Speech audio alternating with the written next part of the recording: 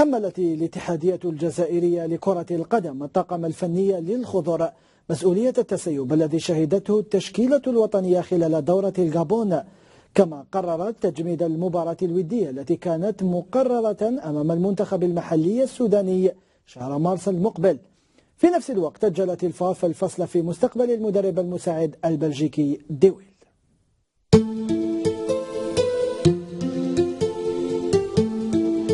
جمدت الاتحادية الجزائرية لكرة القدم الاتفاق الذي حصل بينها وبين الاتحاد السوداني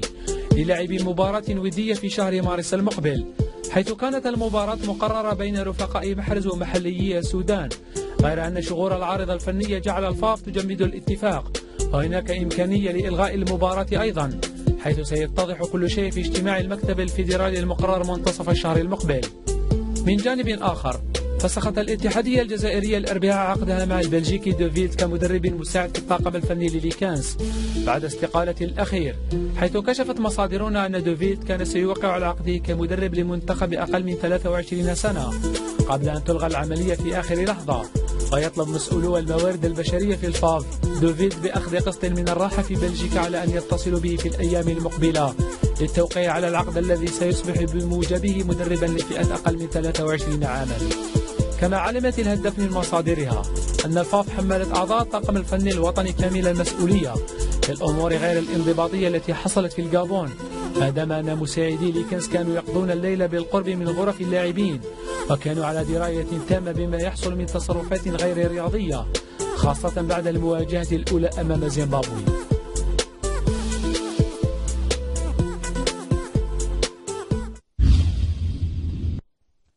خرج سفيان حني بتصريحات جديدة بعد إقصاء المنتخب الوطني المبكر من كأس أفريقيا، وأكد أن الإقصاء كان صادما، كما انتقد كثيرا المدرب ليكانس وخياراته خلال الدورة. في تصريحات مقتضبة خاصة بها موقع أندرلخت أونلاين، أبدأ اكتشاف المنتخب الوطني في كان الغابون سفيان حني حسرته الشديدة على الخروج المبكر للخضر من نهائية إفريقيا. قائد نادي أندرلخت أبدأ أسفه الشديد للإقصاء المبكر والعودة إلى الديار من دون تحقيق أي فوز، مضيفا أنه لم يجد أي تفسير للنتائج السلبية المحققة والطريقة التي أهدر بها هو ورفاقه الفوز أمام السنغال، رغم أنهم كانوا متقدمين في النتيجة في مناسبتين. خريج مدرسة نادي نونت الفرنسي انتقد بشكل غير مباشر جورج ليكانس، وإن أبدى احترامه لخياراته، وهذا حين أكد أنه كان يتمنى أن توضع ثقة فيه خلال النهائيات،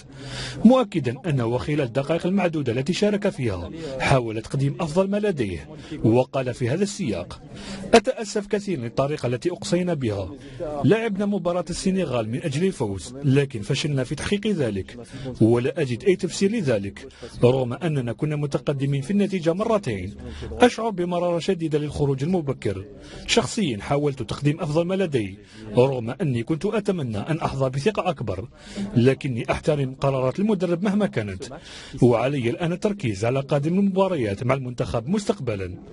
هذا ورشح التقارير الإعلامية بلجيكية حني للمشاركة في كلاسيكو المرتقب أن يجمع أندرلخت بنادي ستاندار دو ليج الأحد القادم، واستبعدت نفس التقارير مشاركة حني الأساسية بسبب الإرهاق والتعب، وتوقعت مشاركته على الأقل في شوط واحد.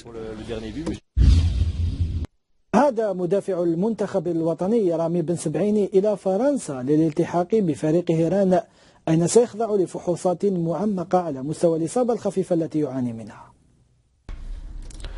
غادر مساء الخميس مدافع المنتخب الوطني رامي بن سبعيني مدينة قسنطينة متجها إلى فرنسا للالتحاق بفريق هيران من أجل العودة إلى أجواء الدوري الفرنسي، حيث علمنا أن خريج مدرسة نادي بارادو يعاني من إصابة خفيفة في الركبة تتمثل في كدمة، لكنه سيكون الجمعة على موعد مع الخضوع لفحوص معمقة في موقع الإصابة على يد الطاقم الطبي لفريقه الفرنسي. وكان بن سبعيني الذي يعتبر اكتشاف الكان وواحد من النقاط الإيجابية القليلة في مشوار الخضر قد استغل فرصة عودته إلى أرض الوطن مع وفد الخضر لقضاء بعض الوقت مع عائلته في مدينة قسنطينة.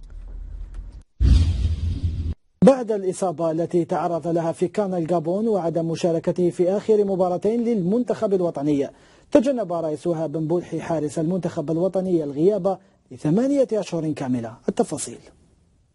حارس المنتخب الوطني رئيس وهاب بن بولحي المنضم حديثا إلى نادي ران الفرنسي تجنب وبأعجوبة إصابة خطيرة في الغابون على مستوى الرباط الصليبي للركبة، وهي إصابة كان من شأنها أن تبعده عن الميادين لفترة لا تقل عن 8 أشهر كاملة، علما أن حارس الخضر تلقى الإصابة مباشرة بعد مباراة زيمبابوي، إذ تورمت ركبته بشكل حتم على ليكانس عدم المجازفة به أمام تونس والسنغال. وكان من شأن مشاركة مبولحي أمام تونس والسنغال أن تنسف بمشواره في المستوى العالي وتهدد بفسخ عقده مع ناديه الجديد نتيجة لخطورة الإصابة التي يعاني منها. حارس نادي أنطاليا سبور التركي سابقا سيخضع في فرنسا لفحص طبي معمق قبل مواصلته العلاج، ولا تبدو عودة حارس الخضر إلى الميادين قريبة، بما أنه مطالب بالابتعاد عن أجواء المنافسة لمدة لا تقل عن 3 أسابيع لتجنب تعرضه لأي مضاعفات أخرى. فتح رئيس نادي بوردو الفرنسي ريولو والنار على الدولي الجزائري أدم الناس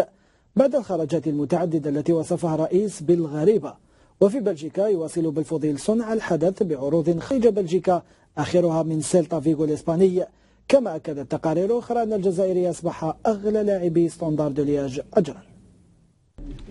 إسحاق بالفضيل الذي يصنع الحدث في بلجيكا بعودته القوية مع ناديه ستاندار دو لياج تراجع تماما عن فكرة مغادرة فريقه في الميركاتو الشتوي، رغم تلقيه العديد من العروض الرسمية آخرها من نادي سيلتا فيغو الإسباني.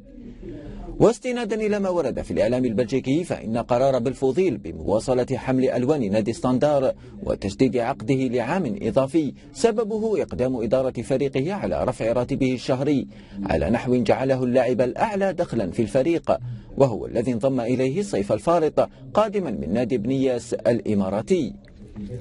وفي فرنسا وجه رئيس نادي بوردو الفرنسي ريولو انتقادات لاذعة للمهاجم الجزائري أدم الناس إزاء الخرجات الغريبة التي يقوم بها الموهبة الصاعدة لنادي بوردو في الفترة الأخيرة. ريولو طلب من الناس وضع قدميه على الأرض وتجنب الوقوع في فخ الغرور الذي قد يكلفه دفن موهبته الكروية مبكرا، وصرح للإعلام الفرنسي قائلا: والناس يرى نفسه قادرا على اللعب في برشلونة بكل سهولة، ولكن عليه أن يعلم أنه لم يحقق أي شيء بعد حتى يقوم بتصرفات مماثلة. أظن أنه يمكن لك الحديث مع ميسي بسهولة عكس والناس. وفي إيطاليا خرجت تقارير إعلامية بأنباء مفادها أن إدارة نابولي الإيطالي قررت طي ملف الظهير الأيسر الجزائري فوزي غلام، وذلك من خلال غلق باب المفاوضات مع الأندية الراغبة في ضمه وتأجيل فكرة بيع عقد الجزائري إلى غاية نهاية الموسم، علما أن غلام عاد إلى إيطاليا ويستأنف الخميس التدريبات مع فريقه، لكن مشاركته في مباراة الأحد القادم أمام باليرمو تبقى مستبعدة بسبب حالته النفسية السيئة جراء تأثره الشديد بإقصاء الخضر من الدور الأول في كان غابون ومروره جانبا في جميع المباريات.